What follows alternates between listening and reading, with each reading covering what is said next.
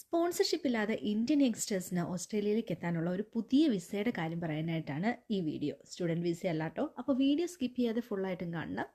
Made അഥവാ mobility arrangement four talented early professional scheme എന്ന വിസയുടെ കാര്യം ഒഫീഷ്യലി അനൗൺസ് ചെയ്തത് 23rd of May 2023 ഇന്ത്യയും ഓസ്ട്രേലിയയും കൂടി ചേർന്നിട്ടുള്ള മൈഗ്രേഷൻ ആൻഡ് മൊബിലിറ്റി പാർട്ട്ണർഷിപ്പ് അറേഞ്ച്മെൻറ്റിൻ്റെ ഭാഗമായിട്ടായിരുന്നു ഈ ഒരു അനൗൺസ്മെൻറ്റ്. രണ്ട് രാജ്യങ്ങളിലേക്കുള്ള migration and mobility support and promote ചെയ്യാനുള്ള ഒരു ബയലാറ്ററൽ ഫ്രെയിംവർക്ക് ആയിരുന്നു ഇത്. മെയ്റ്റ് വിസ പ്രധാനമായും എയിം ചെയ്യുന്നത് ഇന്ത്യൻ യൂണിവേഴ്സിറ്റി ഗ്രാജുവേറ്റ്സിനെയും ഏർലി കരിയർ പ്രൊഫഷണൽസിനെയുമാണ്.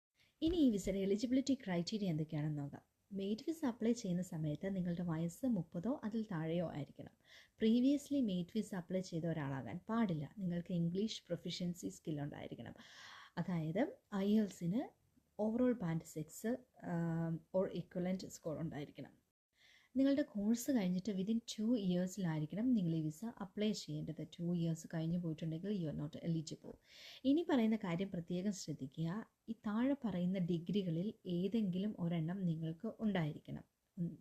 നിങ്ങളുടെ qualification bachelors degree or above ആയിരിക്കണം ഈ കോഴ്സുകൾക്ക്. ഒന്നാമത്തത് renewable energy, mining, engineering, information communication technology, artificial intelligence, financial technology and agriculture technology. ഈ ഏതെങ്കിലും താഴെ പറയുന്ന കോഴ്സുകളിൽ നിങ്ങൾക്ക് ബാച്ചിലേഴ്സ് ഡിഗ്രി ഓർ ഹയർ ഉണ്ടായിരിക്കണം. ഇനി എല്ലാവരും ചോദിക്കുന്ന ഒരു ചോദ്യമാണ്, നിങ്ങൾക്ക് ഈ വിസ അപ്ലൈ ചെയ്യണമെങ്കിൽ എംപ്ലോയർ സ്പോൺസർഷിപ്പ് വേണമെന്ന്. ഈ മെയ്റ്റ് വിസ നിങ്ങൾ അപ്ലൈ ചെയ്യുന്നതിന് നിങ്ങൾക്ക് ഓസ്ട്രേലിയൻ എംപ്ലോയർ സ്പോൺസർഷിപ്പ് വേണ്ട.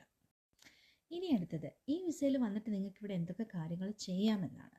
2 വർഷത്തെ വിസയാണ് മെയ്റ്റ് നിങ്ങൾക്ക് ഓഫർ ചെയ്യുന്നത്. It doesn't mean that you have to go back after 2 years. അപ്പോൾ ഈ വിസയുടെ ഏറ്റവും വലിയ അഡ്വാൻറ്റേജാണ് ഞാൻ പറയാൻ പോകുന്നത്. നിങ്ങളുടെ നോമിനേറ്റഡ് ഫീൽഡ് ഓഫ് സ്റ്റഡിയിൽ തന്നെ നിങ്ങൾ വർക്ക് ചെയ്യണമെന്ന് യാതൊരുവിധ സ്ട്രിക്റ്റ് റിക്വയർമെൻറ്റും ഈ വിസയ്ക്കില്ല. നിങ്ങളോട് വന്നിട്ട് നിങ്ങൾക്ക് വേറൊരു ഫീൽഡിൽ ജോലി കിട്ടി, ജോബ് ഓഫർ കിട്ടി, ഒരു എംപ്ലോയറെ കിട്ടി, എംപ്ലോയർ നിങ്ങളെ സ്പോൺസർ ചെയ്തു എന്നുണ്ടെങ്കിൽ എംപ്ലോയർ സ്പോൺസർഷിപ്പിൽ തന്നെ നിങ്ങൾക്കിവിടെ കണ്ടിന്യൂ ചെയ്യാവുന്നതാണ്.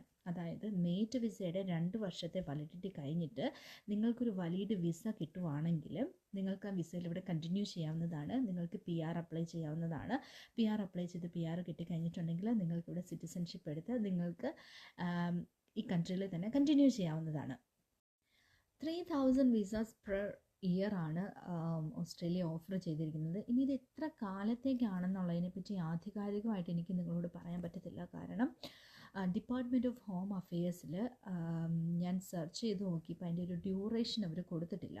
പക്ഷേ വേറെ കുറച്ച് റെഫറൻസൊക്കെ ഞാൻ ചെക്ക് ചെയ്ത് കഴിഞ്ഞപ്പോൾ അതിൻ്റെ അകത്ത് അവർ പറഞ്ഞിരിക്കുന്നത് ഈ കോൺട്രാക്റ്റ് 4 ഇയറിലേക്കാണ്. അപ്പോൾ ഓരോ വർഷവും 3000 വിസ വീതം. അതിൻ്റെ ആധികാരികത എത്രത്തോളം ഉണ്ടെന്ന് എനിക്കറിയില്ല. പക്ഷേ പെർ ഇയർ 3000 വിസ ഇഷ്യൂ ചെയ്യുമെന്നാണ് ഡിപ്പാർട്ട്മെൻറ്റ് ഓഫ് ഹോം അഫെയേഴ്സിൽ കൊടുത്തിരിക്കുന്നത്. മെയ്റ്റ് വിസയിൽ വരുന്നവർക്ക് സാധാരണ നമ്മുടെ മറ്റു വിസയിലൊക്കെ വരുന്ന പോലെ തന്നെ ഡിപ്പെൻഡൻസിനെയും ഡിപ്പെൻഡൻറ്റ് വിസയിൽ കൊണ്ടുവരാവുന്നതാണ്. ലൈക്ക് പാർട്ട്നേഴ്സൊക്കെ ഉള്ളവർക്ക് ഭാര്യനെയും കുട്ടികളെയൊക്കെ ഡിപ്പെൻഡൻസ് ആയിട്ട് കൊണ്ടുവരാവുന്നതാണ്. അതേപോലെ തന്നെ അവരുടെ പാർട്ട്നേഴ്സിന് ഇവിടെ വർക്ക് റൈറ്റ്സും കിട്ടും. So keep watching my channel for more updates regarding Mate visa opening dates, and thank you for your valuable time to watch my videos and support.